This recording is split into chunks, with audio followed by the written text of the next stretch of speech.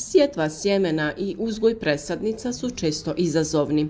Manjak prostora, nemogućnost osiguravanja idealnih uslova, mnogi su problemi sa kojima se nerijetko susrećemo. Isprobali smo jedan inovativan način sjetve sjemena za lakše nicanje i pikiranje biljaka.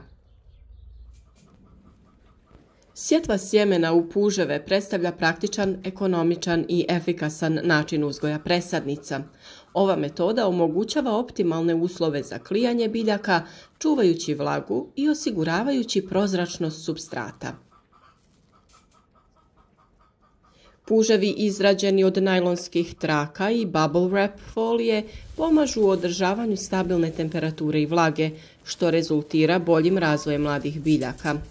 Možete koristiti bilo kakve materijale koji su vam dostupni. Važno je da nije platno, jer se u njega zavlače korijeni biljaka i teško ih je odvojiti. Te da nije karton, jer se on od vlage raspada. Mi smo koristili ovu puckavu foliju sa mjehurićima. To je ona zaštitna plastična folija sa vazdušnim jastučićima koja se koristi za pakovanje i zaštitu lomljivih predmeta. Ova tehnika se posebno ističe u uzgoju presadnica jer omogućava lakše rukovanje biljkama, smanjuje potrebu za korištenjem plastičnih posuda i doprinosi ravnomjernom razvoju korijena. Još jedna prednost je što se biljke mogu lakše pikirati, odnosno presađivati u individualne posude bez značajnog oštećenja korijena. U nastavku ćemo detaljno objasniti pripremu supstrata, izradu ovih puževa, njihovo postavljanje u klijalište i pikiranje mladih biljaka. Također, navesti ćemo koje vrste biljaka se mogu uspješno uzgajati ovom metodom. Ostanite s nama do kraja videa, a ako ste novi na našem kanalu, razgledajte kasnije i ostale savjete koje smo objavili kako bi svi na vrijeme odradili određene poslove u vrtu i bili uspješni. Zaštita biljaka i prihrana sve na ekološki prihvatljiv način kako bi biljke bile zdrave i kako bi nas učinile zdravima. Prva je naravno priprema supstrata. Da bi biljke imale optimalne uslove za rast, ključan korak je pravilan odabir i priprema supstrata. U ovom slučaju koristi se smjesa supstrata, perlita i zeolita, što osigurava dobru drenažu, zadržavanje vlage i dostupnost hranjivih materija. Prvo, supstrat, osnovni dio smjese, mora biti kvalitetan supstrat za sjetvu koji treba biti lagan, rastresit i bogat organskim materijama. Najbolji izbor su supstrati na bazi treseta sa dodatkom humusa.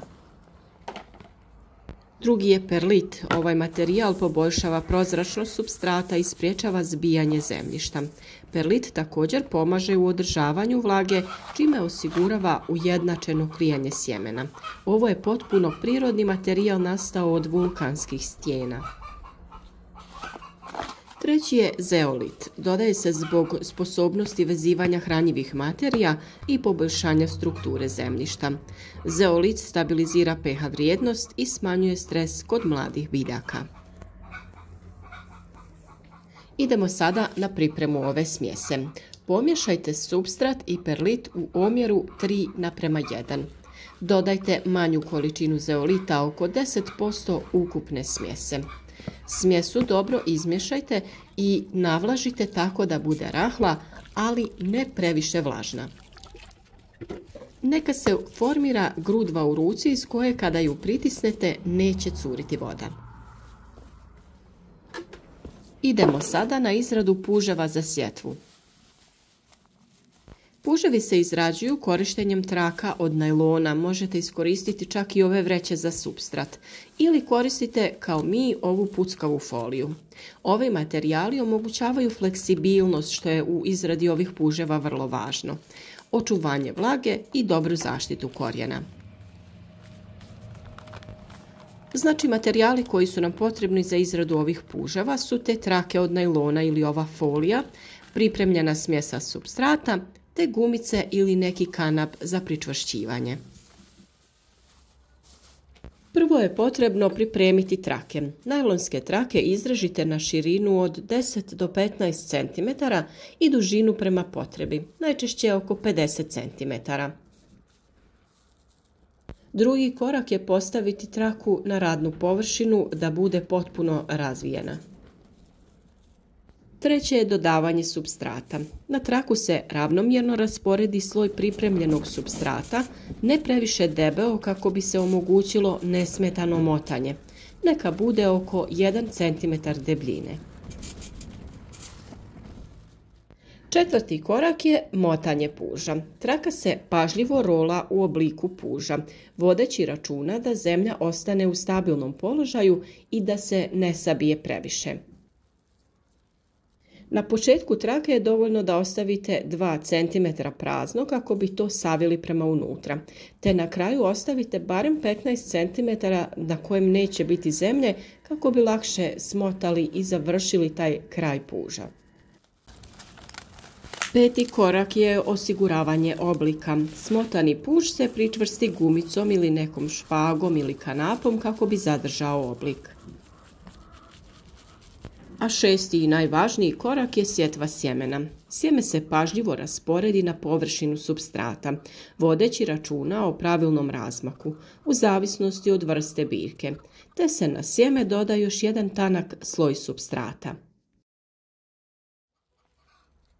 Nakon izrade, puževi se postavljaju u klijalište od stiropola o kojem smo već dosta govorili, što omogućava stabilnu temperaturu i zaštitu od vanjskih utjecaja.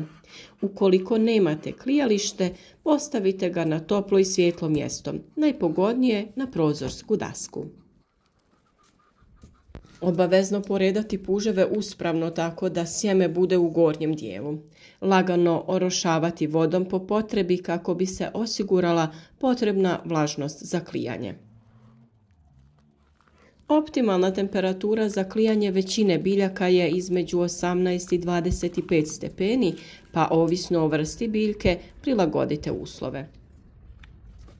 Sjeme ste naravno prethodno mogli naklijati ovisno o vrsti sjemena, te nam topiti u čaj od kamilice o kojem smo također govorili, zašto je važan i kako se koristi saznajte u jednom od videa na našem kanalu. Sve o različitim prirodnim preparatima koje sami pripremamo za zaštitu i prihranu naših presadnica možete također potražiti na kanalu.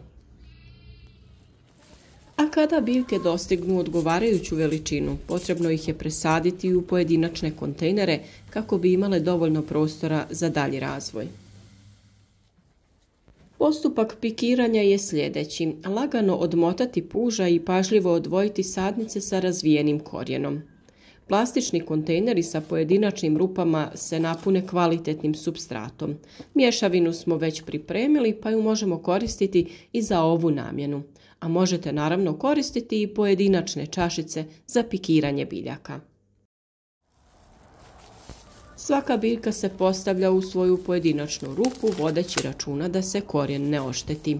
Nakon pikiranja biljke lagano zaliti kako bi se korijen prilagodio novom supstratu.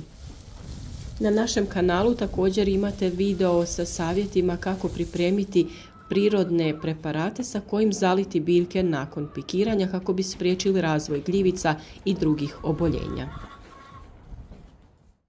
Rekli smo da ćemo navesti i koje biljke su pogodne za sjetvu u puževima. Ova metoda je pogodna za mnoge vrste povrća, cvijeća i začinskog bilja. Neke od biljaka koje se mogu uzgajati ovom tehnikom uključuju od povrća paradajz, papriku, krastavac, kupus, karfiol, zelenu salatu, celer, peršin, špinat, blitvu i druge. Od začinskog bilja imamo bosiljak, origano, majčinu dušicu i ruzmarin. A od cvijeća možemo uzgajati petunije, begonije, lobelije, nevenicinije. Ove biljke imaju relativno sitno sjeme i zahtijevaju specifične uslove klijanja, što ih čini idealnim za ovu metodu sjetve. Neke od biljaka ne morate ni pikirati, nego ih direktno možete saditi u vrt. To su biljke poput zelene salate, blitve, špinata, celera i sličnih. Sjetva u puževe je inovativan i praktičan način uzgoja presadnica, posebno kada je potrebno uštedjeti prostor i osigurati optimalne uslove za klijanje. Korištenje ovih najlonskih traka i folije omogućava dobru regulaciju vlage, dok supstrat obogaćen perlitom i zeolitom osigurava zdrav rast biljaka. Ova tehnika je jednostavna, ekološki prihvatljiva i omogućava lakše pikiranje, što je ključno za dobar početak rasta biljaka. Ako tražite efikasan način za uzgoj zdravih presadnica, metoda puževa je definitivno vrijedna isprobavanja.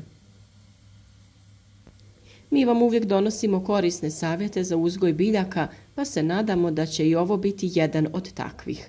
Isprobajte, javite nam vaše utiske. Pišite nam u komentaru i vaša iskustva općenito sa uzgojem i pitanja koja možda imate. Ostavite like podrške i podijelite video sa prijateljima. Razgledajte i ostale savjete koje nudimo i ne propustite ni jedan važan korak u uzgoju. Kod ekološkog uzgoja biljaka prevencija je najvažnija, pa moramo reagirati na vrijeme.